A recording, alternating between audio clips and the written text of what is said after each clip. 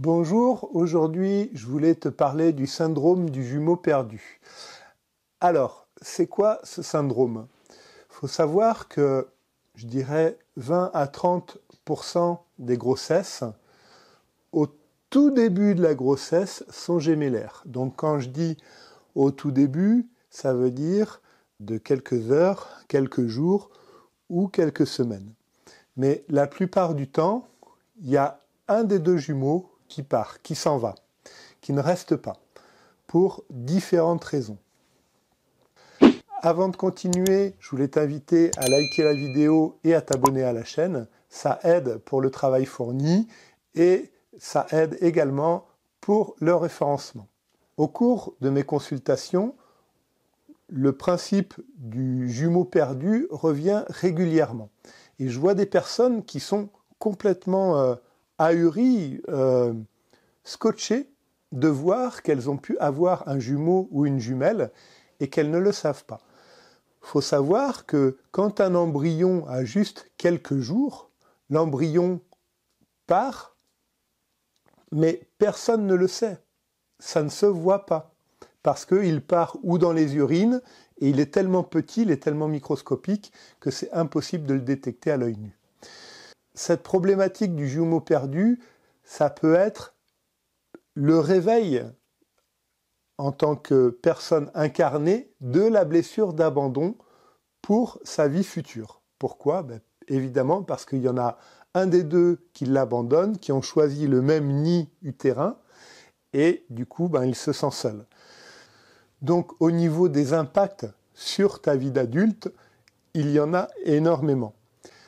En fonction de chacun, en fonction de l'âme de chacun, de ce qu'elle est venue expérimenter et du résultat de ses actions passées dans les vies passées, dans les vies antérieures, les impacts de la blessure seront orientés sur différentes choses. Donc ça peut être l'impression de ne pas habiter son corps, effectivement, parce que si tu as cette impression-là de ne pas habiter ton corps, eh bien c'est parce que inconsciemment, par fidélité aux jumeaux, je ne vais pas tout expliquer dans cette vidéo parce que ça serait trop long, ça demanderait presque une conférence, mais tu laisses une partie du jumeau prendre la place dans ton corps et par fidélité à lui et pour qu'il puisse encore exister à tes yeux.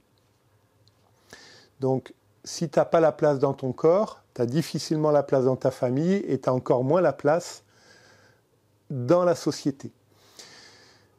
Cette problématique du jumeau perdu, on peut aussi sentir comme une tristesse, une mélancolie de fond à chercher quelqu'un ou quelque chose qu'on ne sait pas et qu'on ne trouve pas. Ça a un gros impact aussi là-dessus sur les personnes qui ne savent pas pourquoi elles ont un mal-être profond, un mal-être chronique qui est toujours là et qui ne part pas. Alors, dans les symptômes que je nomme, ça peut être la cause du jumeau perdu. Il peut aussi y avoir d'autres causes, bien sûr. Et au niveau amoureux, c'est compliqué également parce que où tu chercheras à retrouver le jumeau que tu as perdu, à le remplacer par des projections inconscientes sur la personne que tu choisis.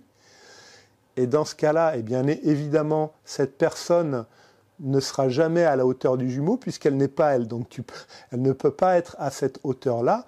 Et si jamais une personne arrive à être à la hauteur, au bout d'un moment, sans le savoir pourquoi, la relation s'arrêtera parce qu'elle sera à la hauteur, mais elle n'est pas la personne que tu cherches. Voilà aussi une des causes au niveau amoureux. Au niveau familial, donc le décès d'un jumeau, il faut vraiment le voir, l'aborder comme un deuil, comme un être humain qui a vécu, mais qui n'est plus là. Parce que je vois un bon nombre de personnes dans mon cabinet qui me disent « non, ce n'est pas possible ». Et en fait, je vois souvent des tensions dans les relations entre parents et enfants à cause de la présence du jumeau qui n'a pas encore été accepté, qui n'a pas encore été accueilli complètement. Et si on n'accepte pas sa présence, qu'on ne l'accueille pas complètement, je ne vous parle même pas de faire le deuil de cette personne, parce que voilà, c'est des choses qui arrivent. Donc si ça ne te touche pas, eh bien c'est certainement que tu n'as pas eu de jumeau. Si ça te touche, pendant la constellation familiale, c'est certainement qu'il y a eu un jumeau. On le verra dans la constellation familiale par rapport à son placement.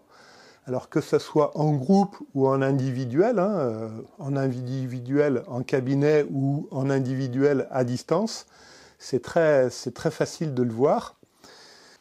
Ce qui veut dire que quand tu as un problème de mal-être profond ou que tu as des fois les enfants, on les voit, ils nous parlent comme s'ils parlaient à une personne à côté d'eux, étrangère.